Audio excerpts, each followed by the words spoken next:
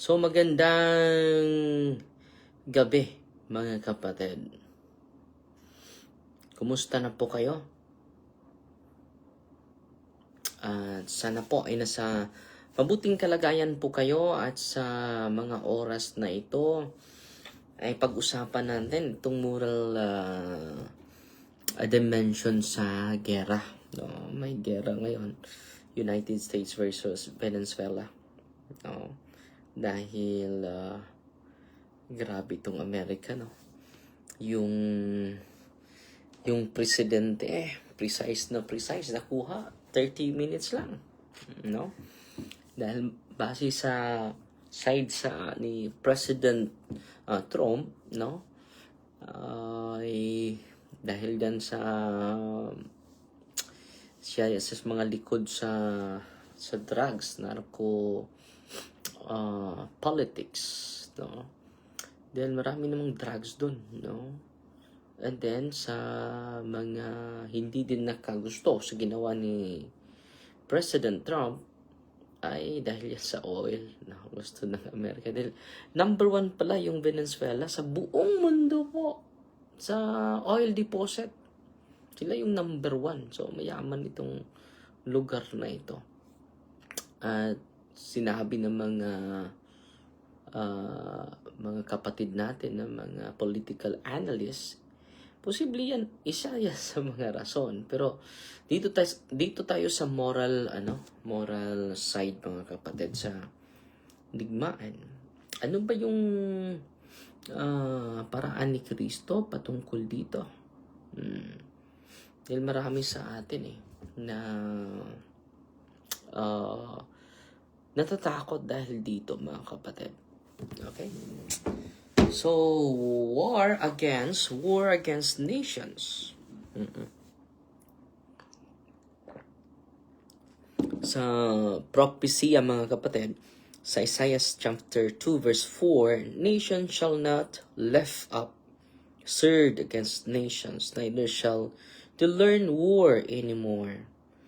So, yan po yung katuparan nito ay ang Roma. Hindi na po yung Vatican, mga kapatid. Wala naman tayong armas. So, nation shall not lift up sword against nation. Neither shall they learn war anymore. So, ang simbahan, moral dimension at moral teaching. Yan ang ng simbahan. Hindi violence. Hindi po nag-promote ang simbahan ng violence, mga kapatid. Ang pinopromote na ating simbahan ay hustisya at pag-ibig, kapayapaan. No? Yan po ang binabasa natin na punto ni Propeta Isaiah chapter 2 verse 4. Pero sa Psalm chapter 11 verse 5, the Lord examines the righteous, but the wicked and the one who loves violence, his soul hates. So, hindi po natutuwa ang Diyos sa mga tao na gusto ng gera. Pero sabi naman ni Trump na hindi ko naman siya pinatay. Dinala ko lang para malitis siya dito sa hukom, sa legal process. Doon namang hindi niya pinatay, pero binomba yung pasilidad nila. Grabe, for 30 minutes, no? Grabe talaga itong Amerika, no?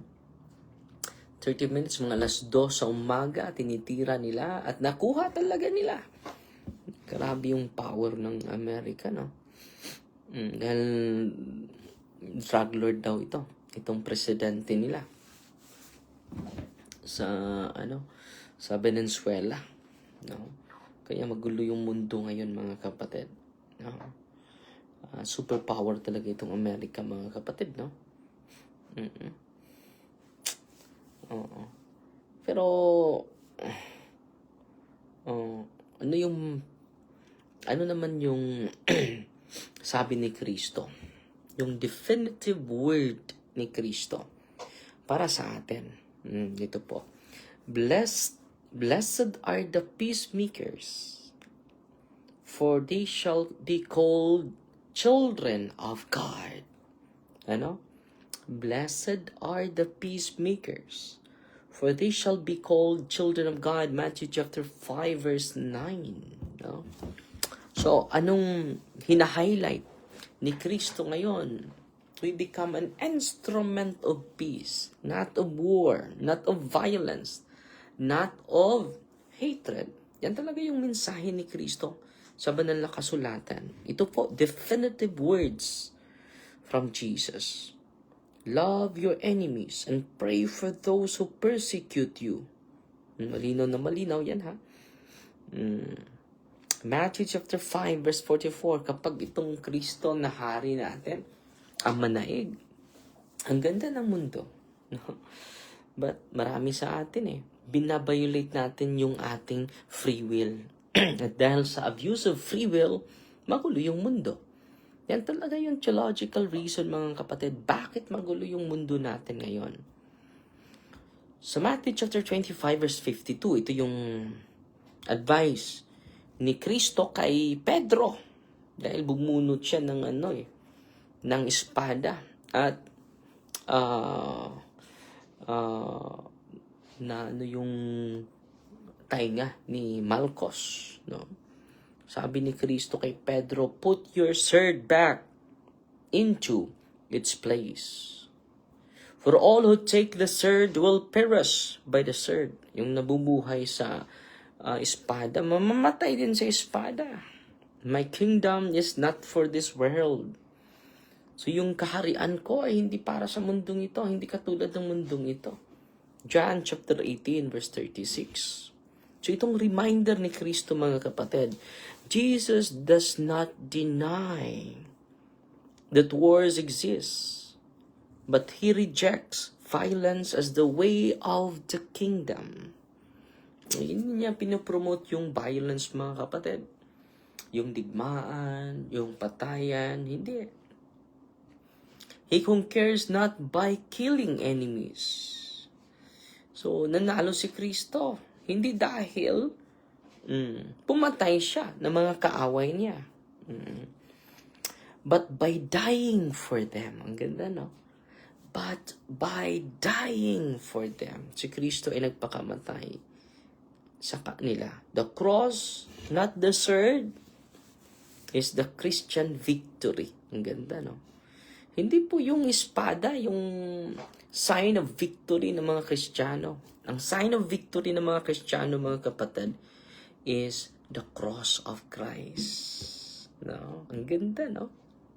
Akala ko po, yung nagdebate kayo ni Parba, may akala ka po, bro, Chris, hindi ko na intindihan yung chat mo. No? So ngayon, dito tayo sa mga insight ng mga church fathers natin. He who once killed one another now refused to make war upon our enemies. So Saint John, Justin Martyr sa 2nd century, mga kapatid. Early Christians, ito yung punto niya, early Christians were known for laying down arms and choosing martyrdom over killing. So wala namang martir na gumaganti. No, wala. No. Choosing martyrdom over killing. No. Early Christians were known for laying down, nagpakamatay sila para sa simbahan, para sa Diyos, at para din silang sa kanilang mga kaaway. Grabe, no? Yan po yung mga santo natin. So, binabasa ko lang ito para ma-refresh tayo sa buhay ng mga martir, sa buhay at sa mga turo ng ating mga church fathers. Sabi ni Tertullian, ito yung sabi niya, the Lord, in disarming Peter, disarmed every soldier. No? So itong command ni Kristo na disarm si Pedro sa espada niya, ito din yung command ni Kristo and every soldier of Christ. sa ating mga Kristiyano, disarm. Wala nga akong pistula wala nga akong baril. Bakit bakit pa tayo kukuha ng baril? Yung baril natin ay ang ano lang, yung rosaryuhan lang. Christ's command in Gethsemane becomes a universal moral sign. Ano ito? Universal moral sign. Violence is not Christians' first instinct. Itong violence, mga kapatid, hindi po ito Christian instinct po. So, it is a universal moral sign, a moral command sa lahat na nandito, sa lahat na nakikinig sa atin ngayon. Ano naman sabi ni Saint Augustine? Ito yung sabi ni Saint Augustine, mga kapatid. Peace is the tranquility of order. Peace is the tranquility of order. Yan po yung order sa kapayapaan. He acknowledges that governments may wage war to refrain greater evil, but never from hatred,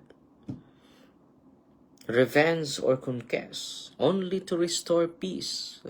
So ito po, nag-aalaw din si Saint Augustine na ang gobyerno pwede din mag-wage ng war. Pero it is not because of hatred, not because of revenge, not because of conquest, but only for restoration of peace. For restoration of peace. Katulad ng ginagawa natin, yung crusade. Ginagrant ang simbahan, yung crusade. To protect Christianity and to restore peace. Dahil kapag nangyari, mga kapatid, inaabuso tayo sa mga ilang mga kulto ng mga grupo So nothing is so contrary to the Spirit of Christ as violence, sabi ni St. John Chrysostom. Even when war occurs, the Christian heart must remain oriented toward mercy and repentance.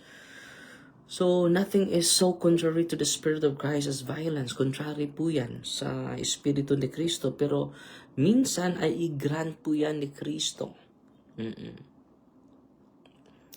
Sa simbahan, hindi po for the sake of killing, not for the sake of hatred, not for the sake of revenge or conquest, only to restore peace, only to restore peace. But ang simbahan, CCC 2307-2317, ito po yung summary po sa Catechism of the Catholic Church. War is always a tragedy and a result of sin. Ito pong greed of domination, mga kapatid. Ito yung lagi nating na experience. Peace is the goal, not victory or domination. Pwede grant po din yung gera, but ang intention is to restore peace, not victory or domination. Legitimate defense may be tolerated only under strict moral conditions. Just war principles. Grave and lasting harm must be certain. So kung nandito na po ito, may tinatawag just war principle. Una, grave and lasting harm must be certain. Yun ang nangyari sa sa crusade, 12th century, Christian versus Muslim. All peaceful means must have failed. So lahat ng peaceful means mga kapatid ay ginagawa na but failed. Lahat ng mga paraan ginagawa na for peaceful agreement but failed. Use force must be proportional. So kung gagamit din tayo, proportional. Meaning, kung nagdadala sila ng itako ka, magdadala ng kanyon. Proportional din. Use force must be proportional. Non-combatants must be protected. yung mga tao, dapat protektahan. Hindi lang pataka kag pabuto diha, no? So sa Vatican II, Gaudium et Spes, ang sabi ng simbahan, any act of war aimed indiscriminately at the destruction of entire cities or vast areas with their inhabitants is a crime against God and man. So consistent po ang simbahan na kung meron mang just war, holy war, jihad yan sa mga Muslim, last resort na po yan. So, may una, grave and lasting harm must be certain, malinaw na malinaw. Mamatay lubong Kristiyano kapag hindi tayo defense sa ating teritoryo. All peaceful means must have failed na kahit mga peace agreement, hindi pa rin. Use of force must be proportional. Yung mga tao, mga civilian, non-combatants must be protected. But, ito po, ano po yung reminder ng salita ng Diyos, no, at sa ating mga Kristiyano? In times of war, nations may go to war, but Christians must never stop being disciples of Christ, no? Kung ang mga bansa ay maggira talaga, wala tayong magagawa dyan. Pero the Christian must continue to be disciple of Christ. We must pray for victims and refugees.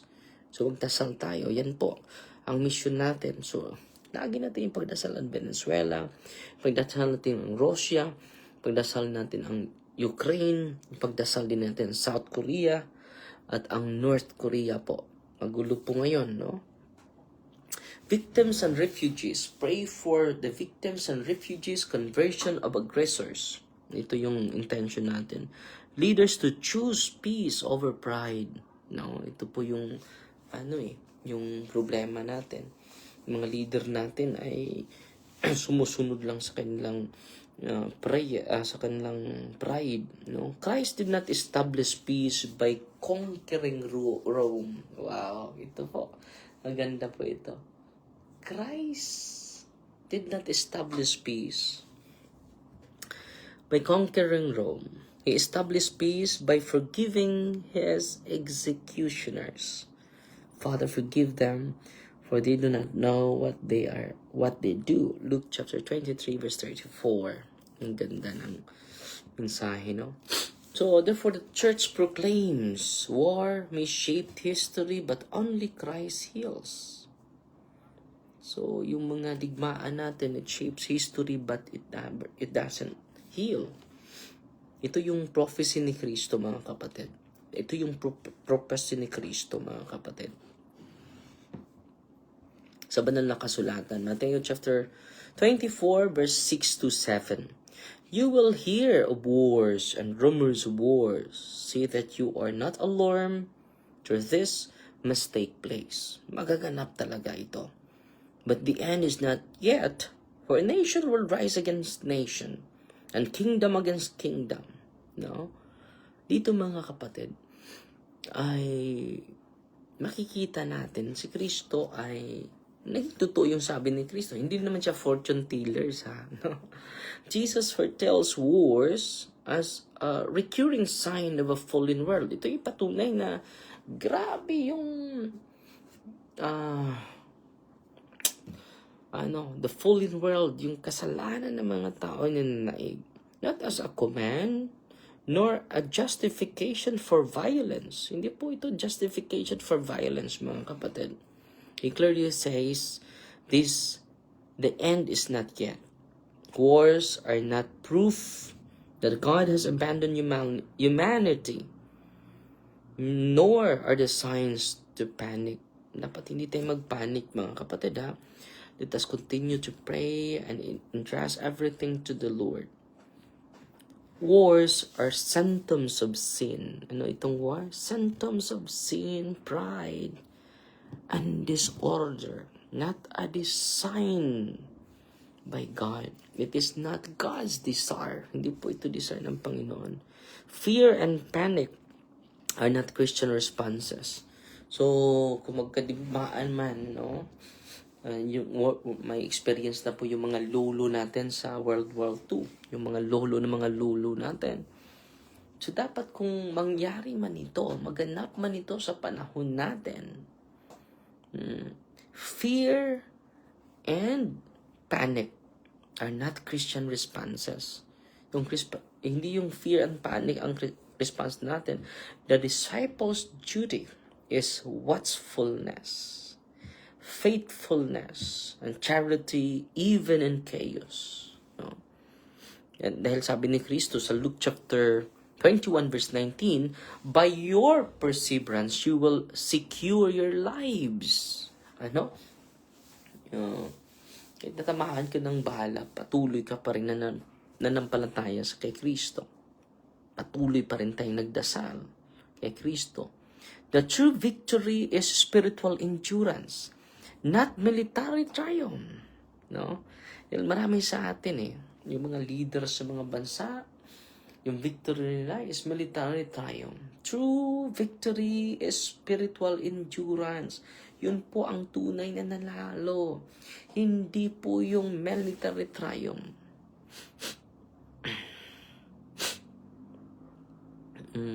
Totoo yan. No? Ito ang sinabi ni St. Augustine din. Ganun din sinabi ni St. Augustine. Wars arise from the lust of domination. Christ permits them to reveal the sickness of human pride. Ito po yung sickness ng human pride, mga kapatid. The lust of domination.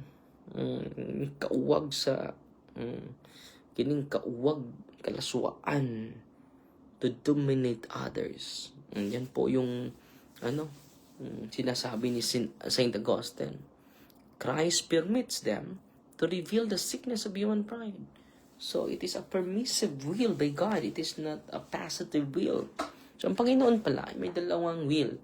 Passive will and permissive will. I-discuss natin yan sa sunod na mga araw. Base din sa mga church fathers natin. Ang ganda ng mga aral ng mga church fathers natin, maintindihan at lalawak yung kaalaman natin. St. Augustine teaches that Christ foretold wars to expose sin, not to glorify violence. No? Ano pala yung intention ni Kristo? To expose sin, not to tolerate violence, not to glorify violence. At sabi naman ni St. John Chrysostom, he foretells wars so that when they come, the faithful may not be shaken. So, yung mga disipulo ni Kristo ay hindi pumawala ng pag-asa.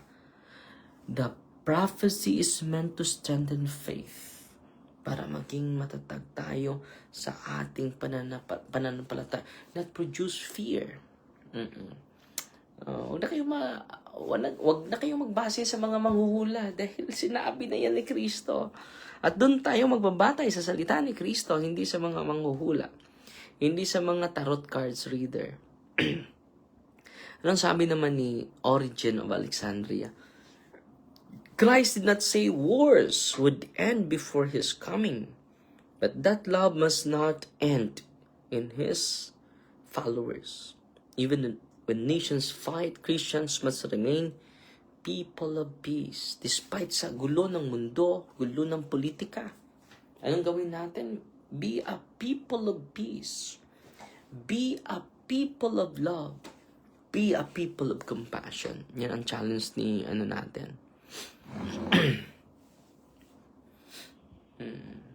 The church understands Jesus' prophecy as descriptive, not prescriptive. He foretells, he does not approve. Meaning to say, he foretells, but he doesn't approve. Baka sasabihin nyo, okay lang yung gera dahil sinabi ni Kristo Kami yung katuparan O hindi yan sinabi ni Kristo, hindi kami mag-engage ng gera. So, take note descriptive. Jesus' prophecy as descriptive, not prescriptive. Hindi po piniprescribe ni Kristo. So, ano pa yung tawag niya dito? A call to conversion and vigilance. Magbibigilant tayo. Hindi yung vigilante, no? A warning against false messiahs and panic-driven faith. Dahil marami sa atin nanampalataya pero puno ng panic. Delikado po yun. So Catechism of the Catholic Church, CCC 675, 677, teaches that before Christ's return, the church will pass through trials, deception, and conflict. But Christ remains the Lord of history. Ito po despite nitong pangyayari mga kapatid, corruption dito, corruption doon, no? Don't forget, Christ remains the Lord of history. Huwag kayong mawala ng pag-asa, no? Wars will come, but Christ has already overcome the world. Ito yung pag-asa natin. Dito tayo kukuha ng lakas, kapatid. Sa susunod, nagbigay ba nagbigay ba? Meron bang mga pagkakataon na nag-allow? Yan ang gagawin natin. At yan din yung itatakol ko bukas sa inyo, ha? So, talo na ni Kristo ang buong mundo. No? John chapter 16 verse 33. At yan ang katotohanan. Christians are called to pray, not panic. Repent, not retaliate. Hope, not hate. So, ano yung gagawin natin sa digmaan? Christians are called to pray, not panic.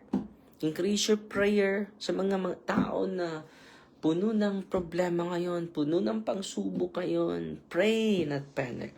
Repent, not retaliate. Yan ang gagawin natin. Repent, not retaliate. Hope, not hate. Heaven and earth will pass away. Itong gandang sinabi na. But my words will not pass away. Nagugunaw yung mundo, pero yung sinasabi ko, hindi mawawala. Matthew chapter 24 verse 35. Wars shake nations. Christ sustains soul. Wow. So, yan po mga kapatid ang moral stand natin, moral comment natin, base po sa aral ng simbahan. Base po sa turo ng simbahan. No? At sana po ay may natutunan kayo ngayon sa moral stand natin at moral evaluation natin objectively sa digmaan sa Venezuela at sa Amerika. So, kinidnap nila yung, hindi ordinary yung tao, presidente pa sa Venezuela. No? Sabi ng mga political analysts dahil yan sa oil. At nung na-search natin, yung oil pala deposit nila, number 1 sila, pangalawa lang yung Saudi. Pangalawa yung mga ito mga Muslim countries, pangalawa lang sa Venezuela. Sila yung nasa dulo po. Isa yan sa mga tinutukuan ng mga political analysts. Baka gusto nilang makuha yung oil deposit. Sa side naman ni President Trump, dahil drug lord daw ito. Pero malaki naman yung mga portion doon na sila yung mga drug cartel, mga kapatid, sa Venezuela. No? So, yan lang po muna, at sana po ay huwag kayong matutulog without praying the rosary. Grabe yung rosary, mga kapatid. Amazing na amazing po. In the name of the Father, and of the Son, and of the Holy Spirit, Amen. Our Father, who art in heaven, hallowed be the name. Thy kingdom come, thy will be done on earth as it is in heaven. Give us this day daily bread, and forgive us our trespasses, as we forgive those who trespass against us. And lead us not into temptation, but deliver us from evil. Amen. Hail Mary, full of grace, the Lord is with you. Blessed are you among women, and blessed is the fruit of the womb, Jesus. Holy Mary, Mother of God, pray for us sinners, now at the hour of our death. Amen. Glory to the Father, to the Son, and to the Holy Spirit. It was in the beginning, is now, and ever shall be, world without end. Amen. In the name of the Father, and of the Son, and of the Holy Spirit. Amen. So, Fighting Maria, tatak sa FD with a humble heart po. God bless po. At i-discuss natin sa sunod na mga araw itong meron bang tinatawag na just war. At ano yung idea ng simbahan about just war. At ngayon, moral stand lang tayo in relation to the war against Venezuela and America. Fight Team Mariana Tax FD with a humble heart po. God bless.